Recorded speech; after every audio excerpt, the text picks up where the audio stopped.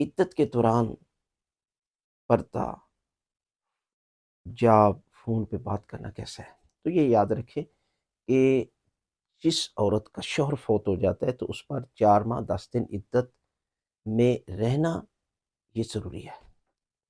عقد ثانی دوسری شادی نہیں کر سکتی، زینت والے کام نہیں کر سکتی، یعنی ایسے کام کہ جسے زینت شمار ہوتے ہیں، جیسے کہ سرما، کنگھی یا اس قسم کی چیزیں کہ جو معاشرے میں میک اپ کرنا زینت شمار ہوتی ہیں، لہذا اسے چاہیے کہ ان چیزوں سے پرہیز کرے۔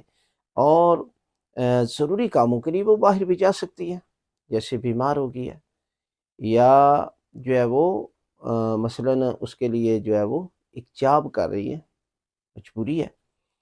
لیکن اس کا مقصد جو ہم نے معاشرے میں سمجھا ہوا ہے کہ وہ یہ ہے کہ اس سے عورت کوئی دوسری عورت بھی نہیں بات کر سکتی، وہ ایک کونے میں بٹھا دیا جاتا ہے اور وہ اس کونے میں بیٹھ کر 4 ماہ 10 دن رہتی ہے۔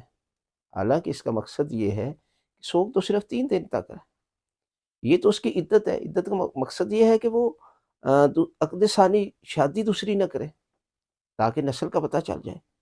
لہٰذا ان چیزوں کو مد نظر رکھ کر جب آپ دین کے احکام کو اپنی زندگی میں فالو کرتے ہیں ہر معاملے میں، جیسے کہ یہاں بھی ہے اور وہاں بھی، جیسے طلاق کے مسائل ہیں، نکاح کے مسائل ہیں، اور جو عورت حاملہ ہو وہ بچے کے حمل تک اس کی عدت ہوتی ہے۔